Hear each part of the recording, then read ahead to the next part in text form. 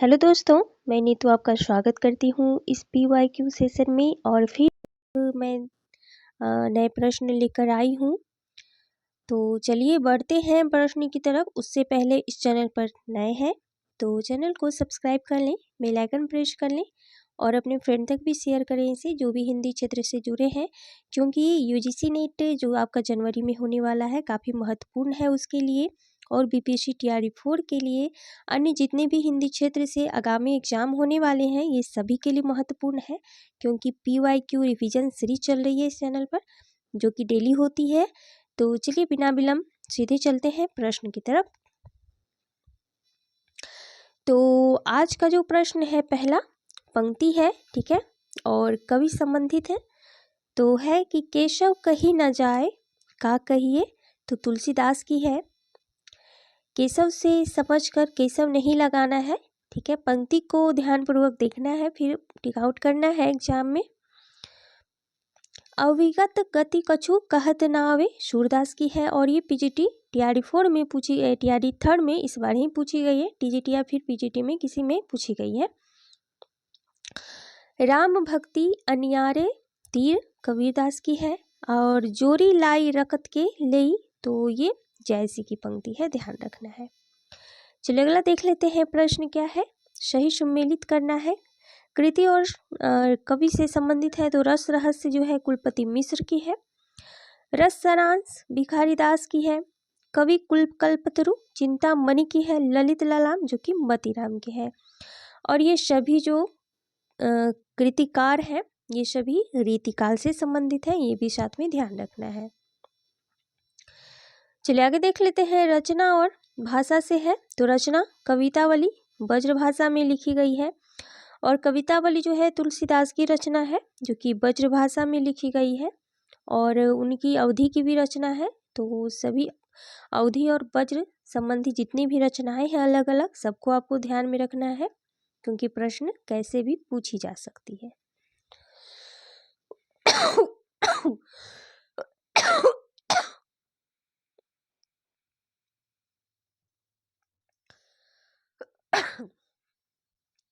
Sorry दोस्तों। आगे है पृथ्वीराज रासो जो कि पिंगल भाषा में आदिकालीन रचना है। बरवे नाई का भेद जो कि अवधि में है और अमीर खुसरो की मुकरियाँ जो कि खरी बोली की रचना है। अब आ जाते हैं स्थापना और तर्क से संबंधित प्रश्न है। स्थापना क्या कह रहा है कि उत्तर आधुनिकता वृद्धि पूंजीवाद है, तो सही है। इसमें विश्व बाजार से प्रभावित तीसरी दुनिया का उपभोक्तावादी चिंतन ज्यादा मुखर हुआ है, तो ये देख ही रहे हैं, तो ये हुआ है। चलिए तो दोनों सही हो जाएगा। अगला प्रश्न देख लेते हैं। स्थापना है कि अधिकतर वेताओं के अनुसार बुद्धिवादी पाठक का रचना के साथ पूर्ण तादात्म्य अथवा साधारणीकरण सहज संभव नहीं है। कैसे संभव नहीं है, तो ये तो पलट दिया है प्रश्न को ही, ठीक है, बिल्कुल संभव है।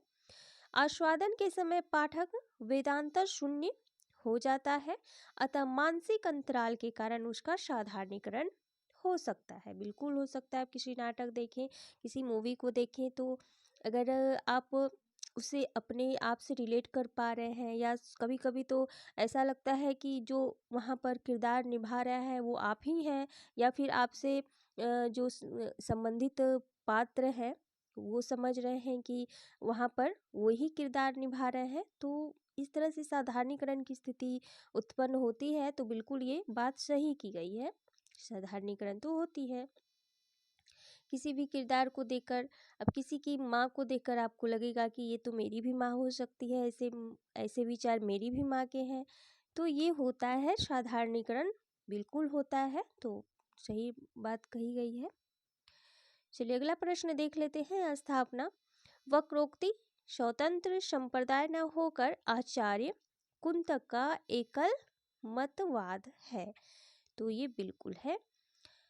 संप्रदाय में एकाधिक विचारकों की सहभागिता अनिवार्य होती है।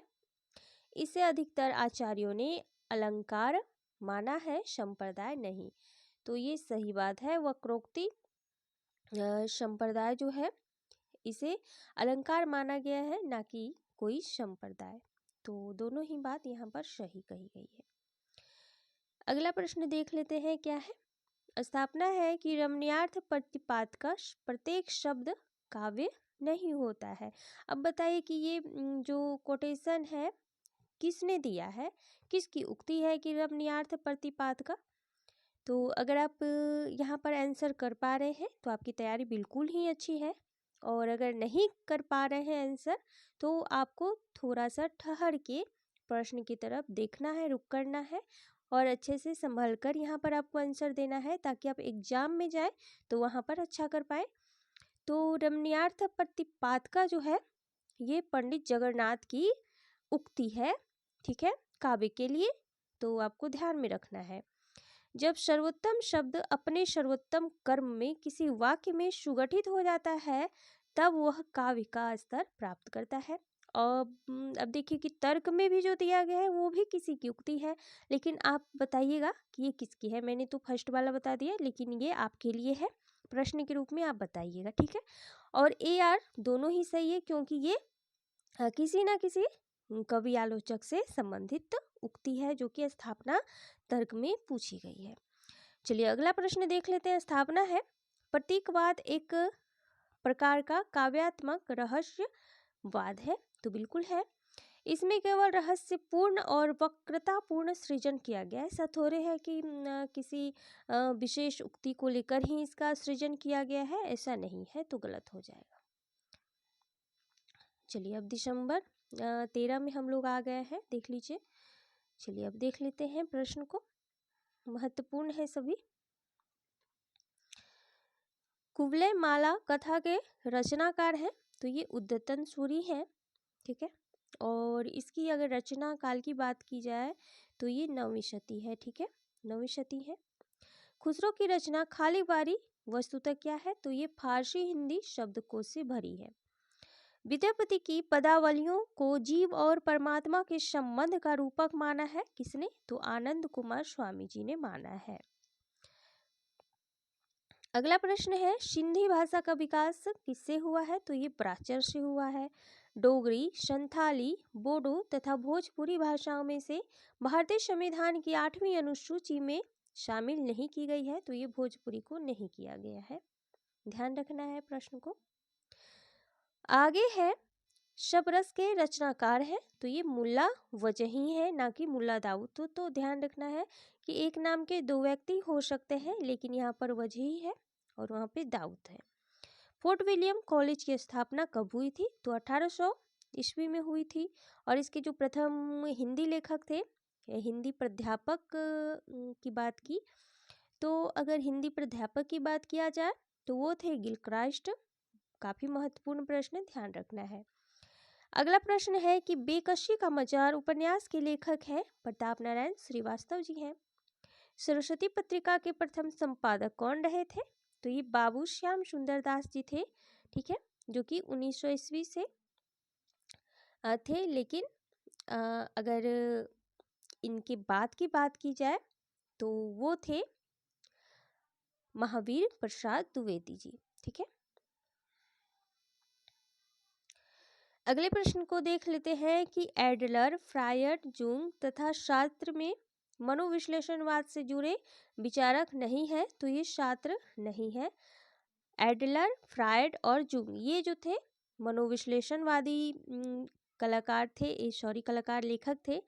तो बहुत ही महत्वपूर्ण है इनके सभी सिद्धांत, खासकर ये फ्रायड थे, और एडलर और जुंग तो दोनों इनसे जुड़े हुए व्यक्ति थे, मित्र भी थे साथ में।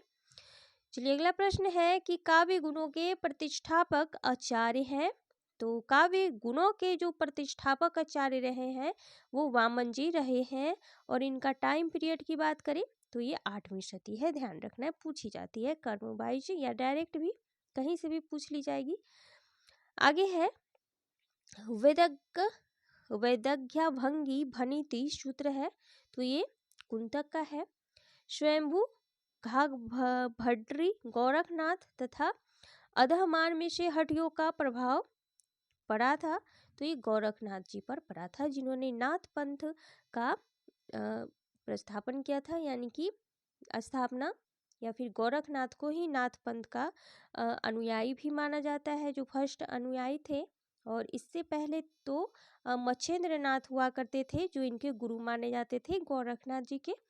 लेकिन नाथ पंथ से जुड़े जो महत्वपूर्ण शख्स थे वो थे गोरखनाथ ही, ठीक है। और इन्हें ही संस्थापक भी माना जाता है नाथ पंथ का। आगे है, आचार्य रामचंद्र शुक्ल द्वारा स्थापित सिद्धांत नहीं है, तो ये विसंगति बोध नहीं है। समय संकलन, स्थान संकलन, प्रभाव संकलन तथा कार्य संकलन में संकलन त्रय में गणना किसकी नहीं की जाती है, तो ये प्रभाव संकलन नहीं होता है, ठीक है। समय संकलन होता है, स्थान संकलन और कार्य संकलन, ये त्रय संकलन देखी जाती है। आगे है, हिंदी जाति की अवधारणा के पुरुषकर्ता कौन थे, तो ये रामविलास शर्मा जी थे। अगला प्रश्न है कि भाषा और संवेदना के लेखक हैं, तो ये राम स्वरूप चतुर्वेदी जी हैं। नूतन ब्रह्मचारी उपन्यास के रचनाकार हैं, तो बालकृष्ण भट्ट जी हैं। अंगद का पांव श्रीलाल शुक्ल जी का रचना है, निबंध संग्रह है ये। कालीचरण पात्र किसका है, तो ये मैलांचल, जो कि फणीश्वर नाथ रेणु का 1954 की प्रथम आंचलिक उपन्यास माना जाता है मैलांचल, ठीक है। तो सभी फैक्ट आपको ध्यान में रखना है। आगे देख लेते हैं कि हिंदी की महिला कथाकार नहीं है, तो ये महाश्वेता देवी उसमें ऑप्शन में नहीं थी। तुलसीदास की रचना में संत महंतों के लक्षण वर्णित हैं, तो ये बैरागी संदीपनी में वर्णित है। आगे है कि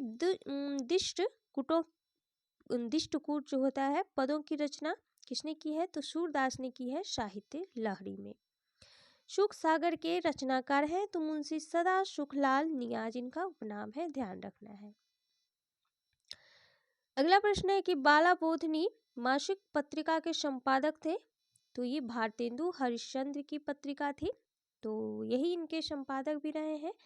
और ये जो है स्त्री विशेषज्ञ पत्रिका थी, तो पूछी जाती है और तैयारी में पूछी गई है, इसी बार ही पूछी गई थी। नाथों की संख्या, सिद्धों की संख्या आपको पता होनी चाहिए, क्योंकि इस तरह के प्रश्न जो है इस बार ही पूछे गए हैं।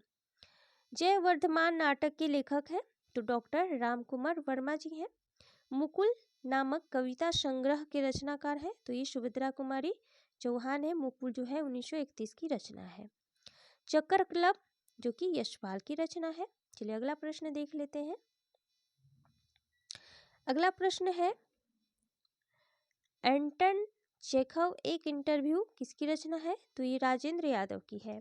और यूजीसी द्वारा पूछे गए इस प्रश्न में चेखव एक इंटरव्यू दिया गया है, जबकि एंटन चेखव एक इंटरव्यू होना चाहिए, और जो होना चाहिए वहीं पर दी गई है ऐसा। चलिए आगे देख लेते हैं। यही रूप शक्ति ओ सियूं, यही रूप त्रिभुवन को जीऊं, काव्य पंक्ति किसकी है, तो ये मंझन की है। और यूजीसी द्वारा पूछे गए इस प्रश्न का कोई भी विकल्प सही नहीं था, यही कारण है कि यूजीसी ने इस प्रश्न के लिए समान अंक सभी को दिए थे।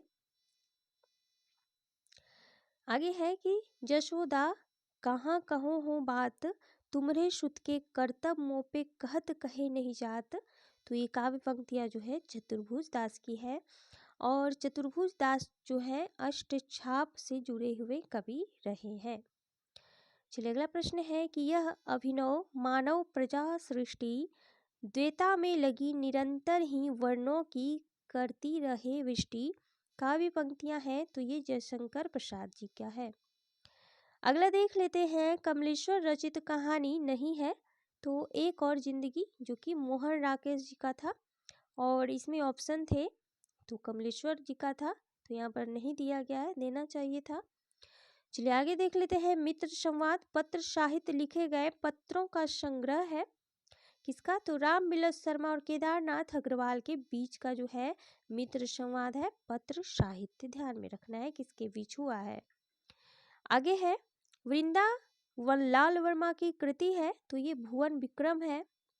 जीवनी परक उपन्यास नहीं है, तो ये भूले बिसरे चित्र नहीं है। अगला प्रश्न है कि इरावती, मंगलसूत्र, चोटी की पकड़, रत्ना की बात में से अधूरा उपन्यास नहीं है, तो रत्ना की बात नहीं है। और बाकी जो है इरावती जयशंकर प्रसाद जी का अधूरा है, मंगलसूत्र भी अधूरा है प्रेमचंद्र का, और चोटी की पकड़ भी अधूरा ही उपन्यास है। बाकी रत्ना की बात अधूरा उपन्यास नहीं है, ये पूर्ण है। लगता नहीं है दिल मेरा, तो ये कृष्ण अग्निहोत्री जी का है, आत्मकथा है और 1977 ईस्वी का है। ये भी साथ में ध्यान रखना है क्योंकि डेट पीरियड भी एक बार पूछा गया था। अगला है कि प्रकाशन वर्ष की दृष्टि से विद्यानिवास मिश्र के निबंध संग्रहों का सही अनुक्रम बताना है। तो तुम चंदन हम पानी 1957 की है, मैंने शील पहुंचाई 1966 की, तमाल के झरोखे 1981, सीरीज की याद आई 1995 के। ये सभी निबंध संग्रह जो हैं विद्यानिवास मिश्र के हैं। ये ललित निबंधकार भी हैं, ये भी साथ में ध्यान रखना है, काफ़ी महत्वपूर्ण है विद्यानिवास जी।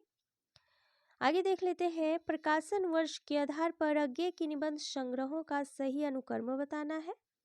तो त्रिशंकु 1945 ईस्वी, आत्मनेपद 1960 ईस्वी, अंतरा 1975 ईस्वी और धार और किनारे 1982 ईस्वी। आगे है, प्रकाशन के अनुसार लीला चंद जोशी के उपन्यासों का सही अनुक्रम बताना है। तो निर्वासित है उनका 1946 ईस्वी, जिप्सी 1952, जहाज का पंछी 1954, कवि की प्रेयसी 1976 ईस्वी। अगला प्रश्न देख लेते हैं, प्रकाशन के अनुसार रचनाओं का सही अनुक्रम बताना है। अनामिका 1923 है, पल्लव 1926 है, लहर 1933 है और नीरजा 1935 है। और ये चारों जो काव्य संग्रह दी गई है, ये 4 स्तंभ हैं छायावाद के और ये चारों की रचनाएं हैं। ठीक है, अनामिका निराला का, पल्लव पंत का, लहर जो है प्रसाद जी का और नीरजा जो है महादेवी वर्मा जी का है। तो देख सकते हैं कि प्रश्न का जो पूछने का किस तरह से है पैटर्न, तो डायरेक्ट भी पूछा जा सकता है, महत्वपूर्ण है रचनाएं। आगे है, प्रकाशन के अनुसार नाटकों का सही अनुक्रम पूछा गया है। मादा कैक्टस जो कि 1959 ईस्वी का, सूखा सरोवर 1960 है, मिस्टर अभिमन्यु 1971 ईस्वी और कर्फ्यू है 1972 ईस्वी का। अगला है, प्रकाशन की दृष्टि से रामविलास शर्मा के ग्रंथों का सही अनुक्रम पूछा गया है। तो आस्था और सौंदर्य 1961, भारत की भाषा साहित्य 1965, निराला की साहित्य साधना भाग 1 1969 और नई कविता और अस्तित्ववाद 1978 है। और इनके सभी 15-20 जितने भी ग्रंथ हैं, आलोचनात्मक ग्रंथ, सभी महत्वपूर्ण हैं, तो पूछे जाते हैं, तो उनको ध्यान में रख के ही एग्जाम में जाना है। चलिए अगले देख लेते हैं प्रश्न को, रचना काल की दृष्टि से नाट्य रचनाओं का सही अनुक्रम बताना है यहाँ भी। तो नहुस जो है 1857 ईस्वी, अंधेर नगरी 1881, ध्रुव स्वामिनी 1933 और रक्षाबंधन जो है 1934 की रचना है। अगला देख लेते हैं, रचना काल की दृष्टि से एकांकियों का सही अनुक्रम बताना है। एक घूंट है प्रसाद का, कारवां भुवनेश्वर का, एकादशी नदी प्यासी थी। तो एकादशी और नदी प्यासी थी किसकी है, आप कमेंट में बताइएगा अगर आपको मालूम हो तो। चलिए अगला देख लेते हैं, प्रकाशन की दृष्टि से उपन्यासों का सही अनुक्रम बताना है। तो बेघर जो है ये ममता कालिया का है 1971, जिंदगी नामा 1979, आवा चित्रा मुदगल और कुइया जान 2005 की है। तो ये सभी महिला उपन्यासकार हैं, उनका उपन्यास है, तो महत्वपूर्ण है महिला उपन्यासकार भी, तो ध्यान रखना है। प्रकाशन के अनुसार वृंदावन लाल वर्मा के उपन्यासों का सही अनुक्रम बताना है। तो विराटा की पद्मिनी 1936, कचनार 1948, मृगनयनी 1950, रामगढ़ की रानी 1981 का है। सभी ऐतिहासिक उपन्यास है क्योंकि वृंदावन लाल वर्मा जो है ऐतिहासिक उपन्यासकार रहे हैं। आगे देख लेते हैं, प्रकाशन की दृष्टि से पत्र पत्रिकाओं का सही अनुक्रम बताना है। जागरण 1932 ईस्वी, प्रतीक 1947 ईस्वी, नई कविता 1954 ईस्वी, कल्पना 1992 ईस्वी। ठीक है, अगला प्रश्न है कि प्रकाशन की दृष्टि से प्रेमचंद्र की कहानियों का अनुक्रम पूछा गया है। रानी सारंगा जो कि 10 की है, 1910, नमक का दरोगा 1913, शतरंज के खिलाड़ी 1925 और सदगति जो है 1931 की कहानी है। अगले प्रश्न में बढ़ते हैं। क्या है कि प्रकाशन के आधार पर कृतियों का सही अनुक्रम बताना है। मेरी तिब्बत यात्रा 1937 ईस्वी, कलकत्ता से पैकिंग 1955 है, चिरों पर चांदनी 1964 ईस्वी, यात्रा चक्र 1995 का है। अगला प्रश्न है, प्रकाशन के अनुसार कहानियों का सही अनुक्रम बताना है। गदल है 1955 का है, रंगे राघव का। डिप्टी कलेक्ट्री है 1956 का है, अमरकांत का है। वापसी जो है उषा प्रेमवता का है 1961, और फ्रेंड्स के इधर उधर ये किसका है, तो बताइएगा ये किसका है। फ्रेंड्स के इधर उधर ये 1968 का है। और आज का लास्ट प्रश्न देखने वाले हम लोग। निराला के निबंध संग्रहों का प्रकाशन वर्ष के आधार पर सही अनुक्रम बताना है। प्रबंध पदम ये 1934 का है। प्रबंध प्रतिमा 1940 का है। चाबुक 1949 का है। चयन 1957 का है। तो चाबुक जो है कहीं कहीं 1948 भी दी जाती है, तो ध्यान रखना है, ठीक है। हालांकि यहाँ पर 49 दिया गया है, लेकिन आपको 48 भी ध्यान में रखना है।